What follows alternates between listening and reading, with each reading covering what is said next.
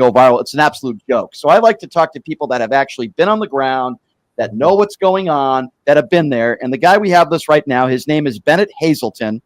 He is a frequent volunteer at Protest. He is anti-ICE, and he actually, one of his videos went viral. He was holding up a sign there in Portland that said abolish ICE, and which is, by the way, perfectly legal as far as I know. And ICE ripped it up. And I'm like, what did he do wrong? First Amendment. Crazy. Anyway, Bennett, thank you so much for joining us on the program. How are you? Hi, Bennett. Hi, yeah, you said alleged Antifa member, and it's like, oh, my ears are burning, and this time it's not because of the pepper spray.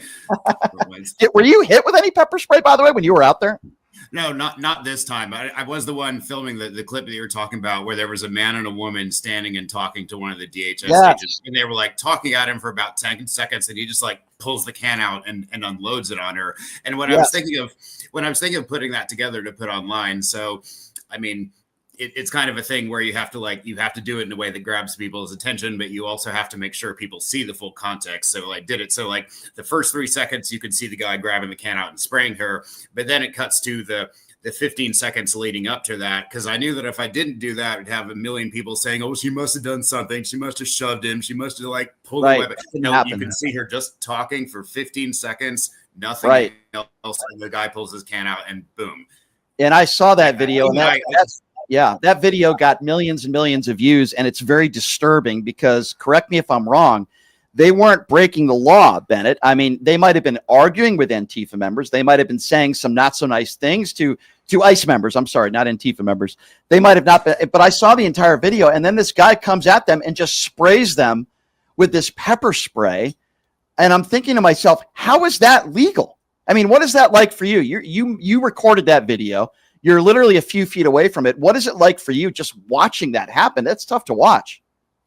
Yeah, I've seen a lot of stuff of these things, and even I was kind of caught off guard by that. And watching not just like the event itself, but after putting it online, and you know what happens if you do a clip like this, you have all the comments from people, oh, good, get him, boys. And then some others that are not quite that bad, but trying to make excuses for them, like, oh, she must have been blocking the road or something. Okay, not that that's much of an excuse for what he did, but no, the road was closed to traffic. The way this works is the ICE agents come out and form a barricade when cars are coming in and out of the building, and protesters line up, arm's length away from the ICE agents to talk at them and shout or talk and explain why they hate ICE so much, and that's just what happened here. And I think that what this was is, even those of us who have those kind of horrible things happen to us at the protests, everyone there understands, like, this is not as bad as what ICE is doing to other people, grabbing people who are brought here when they were 3 years old and they have built a life and a family for themselves here and then get kidnapped and taken away.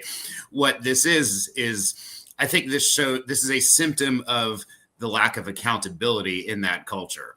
That, this guy can spray this woman in point blank and, his buddies just tap him on the shoulder when everybody goes back inside. And as far as we know, nothing happened. That they can do things like, the other video of the guy in the inflatable frog suit.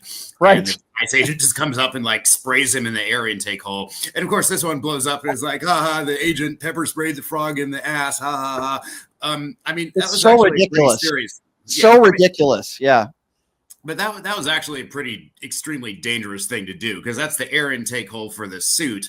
When you spray it right there, that thing has a motorized fan constantly pushing air inside the thing to keep it inflated. And if he had like panicked and flailed and not been able to get out of the suit quickly, the whole thing would have been just filled with pepper spray vapor, and nobody on the outside would have been able to get it off quickly enough to help him. So that kind of thing, it's, if even as bad as like, Seattle Police Department is, for example, if a police officer did that, they'd probably face consequences fairly quickly. This is Gregory. This is a culture of lack of accountability. Let me interject for a second there, Gregory. My name is Leonard Cardinelli.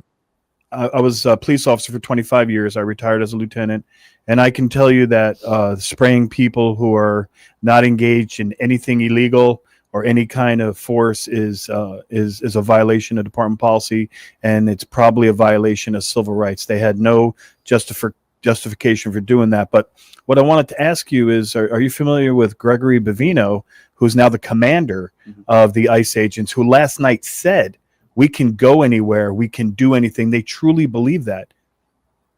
I hadn't heard of his name until now, but that sounds on brand for them. He's the guy who about a year ago got dismissed under the Biden administration because he was a sergeant or a lieutenant, and he was too aggressive. Yep. And so now he's in charge, and I want to say that what they did in my mind is totally illegal, and maybe they'll have to pay the price for it, and maybe not. I agree. So Bennett, how many days were you out there in Portland? I got there on Wednesday last week. I came back up on Monday. Okay, I left actually just before they announced Kristi Noem was coming there. Yeah, that was also an embarrassment. To use the restroom. Keep your puppies away. So let me ask you this: a lot of people, a lot of people on the right are claiming that Portland is on fire and it's being controlled by Antifa, and the president needs to, call in the National Guard. Okay, Bennett, you were there. Okay, what I'm seeing on video is not even a block of Portland, and not terrorism. I've heard that word and all this violence, and I'm like, well, maybe from ICE agents. I don't see really Antifa doing anything.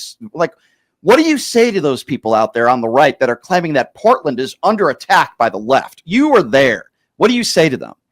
Yeah, I mean, I assume that most people know when Donald Trump says, Portland is a war-ravaged hellhole and the whole place is on fire. They know that part is being ridiculous.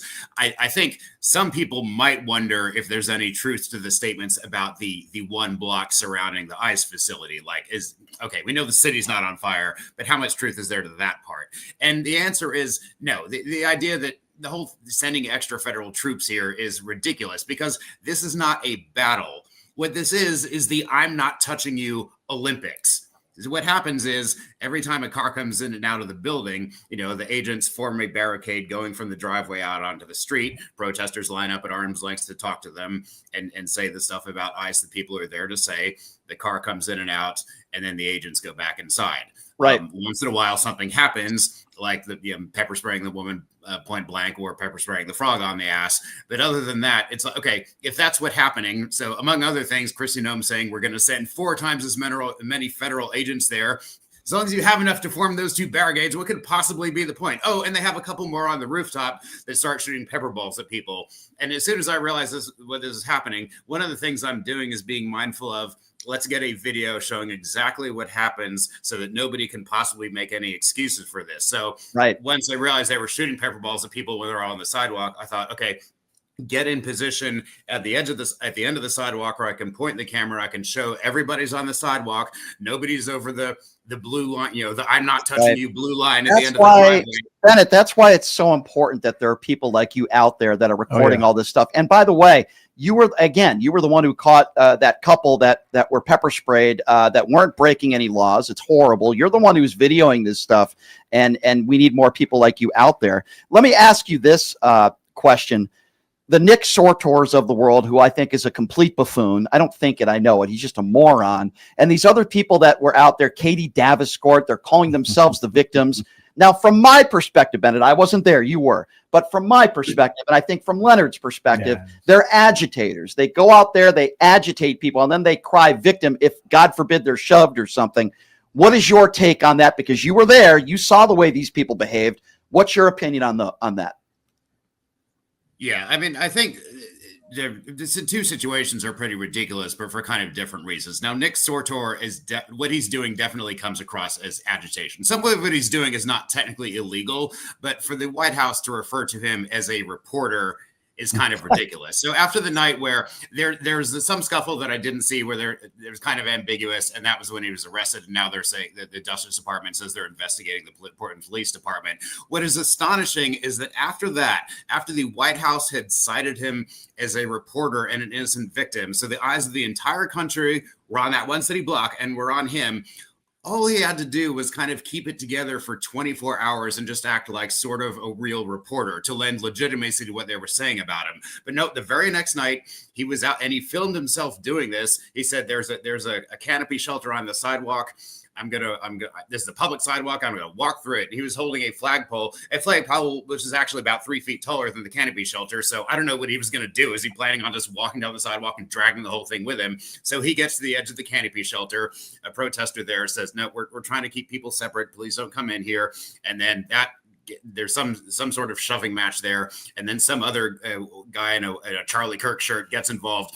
He decks somebody really hard who falls to the ground, and then that other guy who throws the punch up end up getting arrested. Now, I was watching Nick Sortor afterwards and thinking, like, I kind of do feel for him, because he's gonna get chewed up and spit out by the right-wing grifter content machine, and I think that he just sort of got elevated to this position of attention on him that is just out of proportion to what he's able to handle. I don't know why he didn't just, once they started calling him a reporter, all he had to do was just sort of hang around and film some videos. Now, Katie Davis Court is a bit of a different story. I'm not a fan. I will think that them calling her an instigator is kind of unfair. When she was down in the crowd, all she really did was walk around and film people, and she had some people there kind of protecting her. But the way that Fox News is spinning that is still inaccurate, because she was attacked by somebody. The black eye, that's not fake. And I'm kind of friendly. We don't hang out, but I'm kind of friendly with her. I see her at these things. I'm sincerely sorry for what happened to her eye. But one private citizen attacking another is not really news. And for Fox News to make it a national story doesn't make sense. Now, the man getting pepper sprayed by the ICE agent, that is objectively a much bigger story, because that was an assault by a federal agent on protesters. But Bennett, Jesse Waters and talk about it. So Jesse Waters having Katie Davis Court on, but not having these people around attacked by the ICE agent. That's Fox. I mean, saying that Fox News is spinning things inaccurately is kind of shooting fish in a barrel. But it's important for us to highlight when it happens and be precise about why. Right. Yeah. Right. It seems to me, Bennett, like ICE is escalating the violence, and people are escalating the violence for clicks. And they went down there to try to make a somewhat peaceful 100 feet or 200 feet. And they're the ones who brought the violence. But that's my perspective. I wasn't there. Yeah. I mean, on the one hand, it is kind of absurd that we're protesting the way that we protest these historic human rights abuses. It ends up having to devolve into this "I'm not touching you" game, but it's the only way for us to do it safely. But on top of that, ICE keeps losing the "I'm not touching you" game, if that makes any sense. But they're the ones that get caught on camera where they're just standing 2 feet away from somebody pepper spraying them. Oh, okay. So the banner that you were talking about, it's actually even worse than that. We had made a banner 5 feet by 32 feet to carry at the head of a march that said "Abolish ICE," and then we attached it to the fence that's not on ICE property. It's across the street from the ICE facility. So Saturday night, the ICE agents form a barricade line and they start moving us to where they usually do to let the cars out. And then they keep advancing us, just pushing us further and further away from the building. And everybody starts getting confused and sort of like pushed into a crowd, because they usually don't do that. They pushed us an entire city block east of the building. And then they filled the whole street with tear gas and smoke. And we're yelling up to the apartment building, the people with the windows open, close your windows. They're filling the street with tear gas. Then the smoke clears and we go back up again, and the banner's missing. It's like, why did they do this? Or what happened? Or maybe it was the right wingers that used the smoke to sneak in and take it. Maybe it wasn't ICE, but there was a reporter, Robert Klemko from the Washington Post, who put on a gas mask and actually slipped through the smoke. And he got a video of the ICE agents coming out and ripping the banner off of the fence across the street. And okay, so hold on. Let's retract. Wow, that's mesmerizing. Okay, so let me just get you right here. So you're on a public sidewalk, right? Perfectly legal to be there. You're with some of the other members, or I wouldn't even use the term members. Let's just say peaceful protesters. Let's use that word. And you're telling me that for no reason, ICE decided to physically force you guys to retract up to a block away. Your signage and other people's property were still there. And you're telling me when you got back, your sign was gone and they gave you absolutely no explanation. And in fact, the tear gas that they were using, you could actually smell it from some of the apartments that were nearby, which is unbelievably dangerous. Do I have you right on that? Because that's mesmerizing to me. Yes, exactly. And, of course, like many people, I was filming it when we were moving back and getting pushed back. And it's so surreal to see the street filled with smoke after. I mean, we did see some of that back in 2020, but not since then. And we were all just sort of confused about, I don't understand why they did this. There wasn't That's a First Amendment violation. Yeah. Now, I mean, their defenders are probably going to say, well, wait a minute. Did you attach the sign to the fence as private property? Did you get permission from them? I mean, it's true that that fence has Yeah, but been you would there. have to confirm that. If you're law enforcement, you have to go to the business and confirm that because they could have just as easily agreed to let you put that sign there. So you have to determine first. You can't just destroy people's property. That would be a misdemeanor. Yeah, I obviously it's just horrible the way it sounds that they've treated you. I guess this would be my last question for you, Bennett. And I know you go to a lot of protests, and I think it's important for people like you to show the world what's really happening there. My last question to you is this, and I know you're not pro-ICE. I'm certainly not either. I'm on your side on this. I hate the way they're treating people in this country as a whole. But my question to you is, if you have the opportunity right now to speak to Tom Homan behind closed doors, I'm wondering, Bennett, what would you say to him?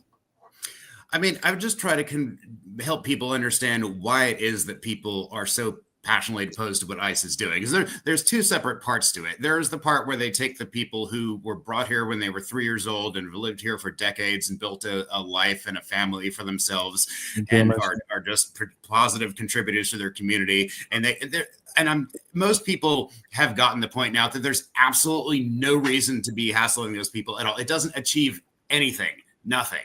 And I think a lot of people are sympathetic to that. The part that maybe the point that's not made as often is, well, you know, when Trump and Homan and Christian Noem talk about, oh, we're going after the violent criminals. I mean, at least some of those are true stories. At least some, and people wonder, well, how could you possibly object to that? And here's the reason. When you target violent criminals only within one subgroup of society, that doesn't make sense. It's like, let's say if you announced you were going to arrest you were going to target all the violent criminals in the country whose last names start with the letter A. Now, you can find some really bad people whose last names start with A, but everybody's going to be scratching their heads and be like, why are you only targeting this subgroup? When you target violent criminals only within one subgroup, two problems with that. One is that you're fomenting hatred against that subgroup. You're riling the public up and thinking that a subgroup is disproportionately violent. And two, you are admitting that you are going after the sometimes admittedly bad people in that subgroup, but you're prioritizing them above the even worse people outside of that subgroup. So you're going after some people who are undocumented immigrants that may have done something violent, but you're prioritizing those above people who are actual murderers who just happen to be U.S. citizens. And then when you give $100 billion to ICE, you're saying, well, we're prioritizing the people who aren't doing anything, who are undocumented. We're prioritizing those people against the U.S. citizens who happen to be murderers. We're putting almost all of our resources toward going after people who are undocumented. That makes no sense. It's not the individual going after a murderer. It's prioritizing one subgroup. Well, who knows, Bennett? Maybe I can offer Tom Homan $50,000 in a duffel bag, and I can get that meeting to happen. I don't know. Apparently, allegedly, he accepts $50,000. And they don't know where the money is. They don't know if he kept it. We don't know where it went. They don't know if he paid taxes on it. Maybe he lost it. They don't know if they gambling. Yeah, I don't know. Well, Bennett, listen. Go ahead. Yep. Maybe you can get ICE to fill the street with smoke and tear gas, so there won't be a video of you doing it. That was a good idea. Yeah, no one would have saw it. That is a good idea, Bennett. I appreciate what you do. I appreciate you coming on. Thanks, Bennett. People like you who put out the videos of actually what's really happening down there. It's extremely important. Not morons like Nick Sortor who show a moment where somebody takes their MAGA hat off or something and throws it at them or something. What you're doing is far more important. And I don't believe people like you are doing it to make money. You're doing it to get the word out, which I do appreciate. Keep up the good work. Yeah, Bennett, thank you. We'll have you on again down the road, my friend. And I really do appreciate you coming on. Thank you so much. Thank you, Brian. Appreciate it. That's Bennett Hazelton, everybody. He's been down there in Portland. Great guest. He's been down there in Portland for a while. And he actually gave us a firsthand account of the way ICE treated him. Yeah. Mesmerizing stuff. And I can't wait to post that, and clip that and let people know the real story. He was there. He actually was there. He lived it. He was telling you what actually happened. No hyperbole, no rhetoric. Just this is what actually happened. Yeah, I'm glad we had him on, and I'm glad we got his point of view.